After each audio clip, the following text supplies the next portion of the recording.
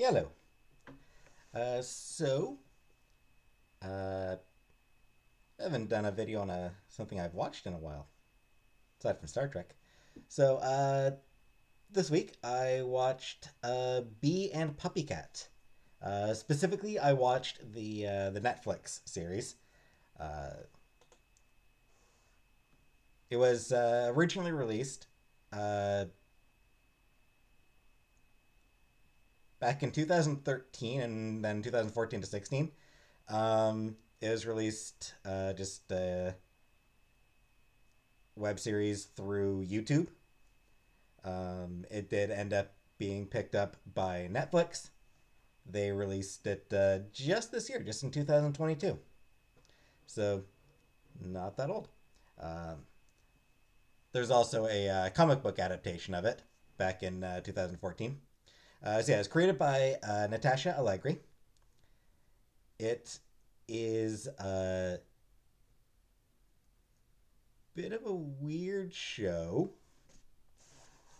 So, the main characters are Bee, a young woman who, at the start of the series, loses her job at a cat cafe. Um, she then encounters a weird thing called PuppyCat, who looks mostly like a cat, but also a little bit, just a little bit puppy like. Um, B is voiced by Alan Rachel. PuppyCat is voiced by a vocalizer. Uh, it just makes weird or vocaloid program. So he just makes weird noises. He speaks in weird noises that, for some reason, B is able to understand, but none of the other people in her town are able to. She lives on a small town, or she lives in a small island uh, with a whole bunch of other weird people. Um,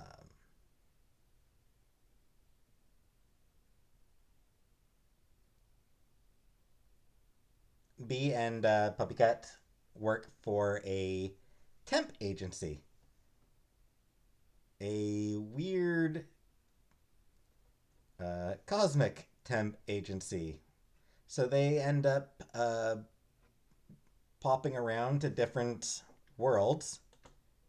Most of those worlds are sort of, I mean, they're small worlds and they do tend to be um, themed planets. Um, one of them is just a giant toilet, for example. One of them is sort of a small circle planet that's basically shaped like a donut. Uh, things like that. Um, so they do odd jobs. There's a whole bunch of other really, really, really weird people. So her best friend is a guy by the name of Deckard, who actually leaves at the end of the first episode to go to, um, or one of the first episodes, uh, leaves the island to go to culinary school. He's good at cooking, terrible at baking, burns everything he tries to bake. Um, he's part of a whole family of sort of weird people. There's also a sister, Cass, who is very much a recurring character. So yeah, Deckard leaves, but he's still sort of in the show. She keeps in touch with him by text message. We see bits of him at culinary school.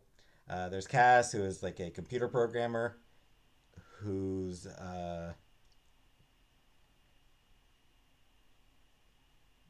who is a rival with a former pro wrestler whose main rival is a woman named Toast, who hates her and, well, even doesn't even try to hate her, just keeps trying to pick fights with her. And then a few more of their family. And then there's Crispin, who runs a garage sale or garage. He works as a mechanic. Um, there's Howl, who's voiced by Kumail Nanjiani. Pretty cool guy there. He runs the cat cafe. Um,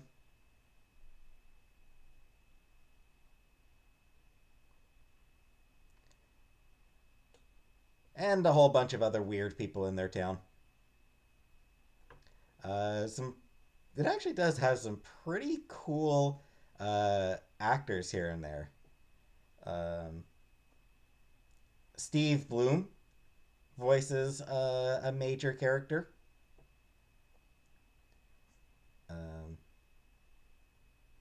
Ashley Birch, who is probably best known uh,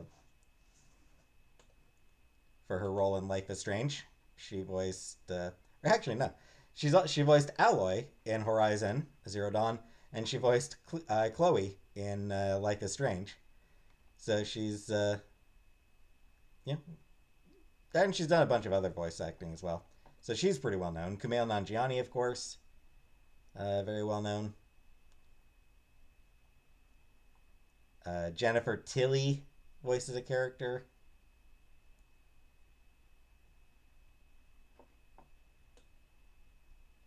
Interestingly, people who are fans of King of the Hill, the guy who voiced Bill Dauterive, uh, Stephen Root, um, who's actually done a lot of stuff. Stephen Root's done a lot of stuff. Uh, Jimmy James on sitcom, Milton in Office Space, Bill Dauterive and Buck Strickland on King of the Hill, uh, tons and tons of other stuff. He's been around for a long time. Uh, but I specify Bill because he voices a character who sounds like an evil version of Bill. Like it's so like it's just his Bill voice, and it's like holy crap, that's Bill. That's Bill Dauterive. Anyway, so yeah, it's a really weird show. Uh, Really funny, really cute art style. I really like the art. It's really cute art. The A lot of it's really funny. There's a lot of sort of dry delivery of a lot of jokes, um, which is always fun. And throughout the series, there are occasional episodes that sort of build on certain characters, Bee and PuppyCat in particular. There is a lot more to each of them than it first seems. So there's a lot of episodes that sort of build on that. Um, Another major character is a 7-year-old boy named Cardamon, who is the landlord, and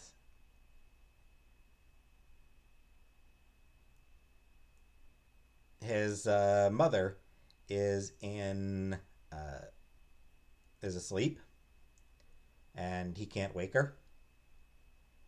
Um, Throughout the series, she occasionally uh, sort of releases some tears that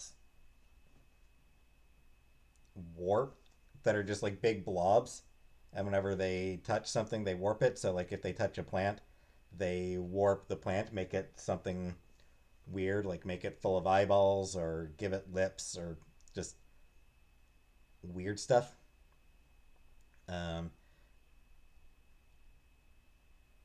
and Cardamon has to try to figure out how to deal with that, while all the adults around him just sort of do nothing. They don't really seem to realize, hey, this is all really weird. Quite a few. There are a handful of characters. Really, it's Cardamon and Cass are the two characters who tend to point out this is weird. Cass in particular, regular complaints like, this is weird. And Cardamom complains about the fact that none of the adults try to help him. Bee does try to help him. Bee is just a very positive woman who just really wants to help people. She does really like chipping in, and she's very friendly and very charming character. Uh, and just sort of tends to just go with whatever's going on, goes with the flow. And yeah, I mean, it's just like it's a really fun, cute show that does have some genuine depth to it, as all the best fun cute shows do. And yeah, it's great. I really enjoyed that show.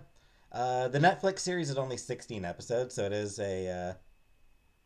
and most of them are 20 to 25 minutes, so they're not particularly. It's not a particularly long series. Um, some of the other, some of the previous ones are even shorter episodes for some of the previous releases of it.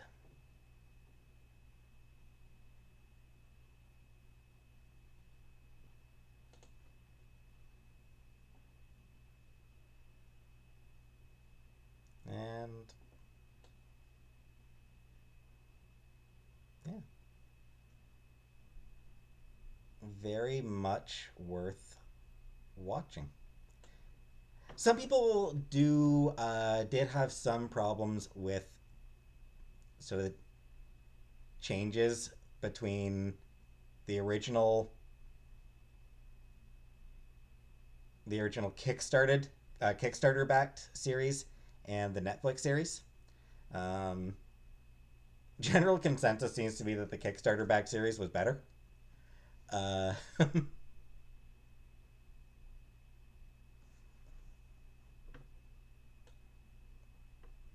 but yeah, I enjoyed the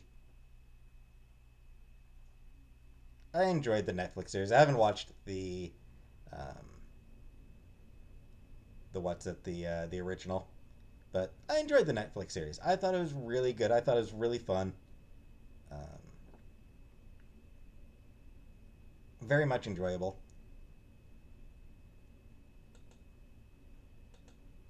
And yeah,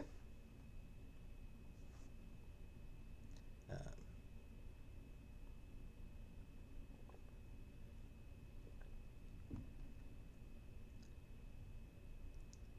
I should watch more stuff. I do want to do more. I do want to watch more things to review on here, but I never seem to get around to watching things.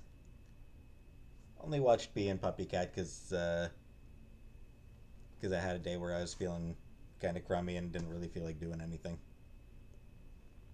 I watched it because I was trying to find something else, uh, and just came across that. I was like, oh right, that one. Anyway,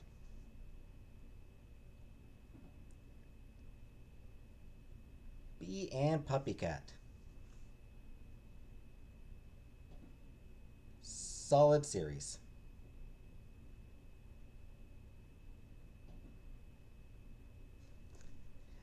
Still reading my way through the book I've been reading. I'm currently reading my way through Cogs, Crowns, and Carriages, a steampunk anthology. Um, I'm like a quarter of the way through that, if that. I think I am like a quarter of the way through, so I've still got plenty to go. Yeah, that's just an anthology of short steampunk stories. So, if you want to read that, there's time. If you want to read that before I get up my review of it, there's time for it. But for now, that's all I've got to say about Bee and PuppyCat. So thanks for watching, and I'll see you in another video.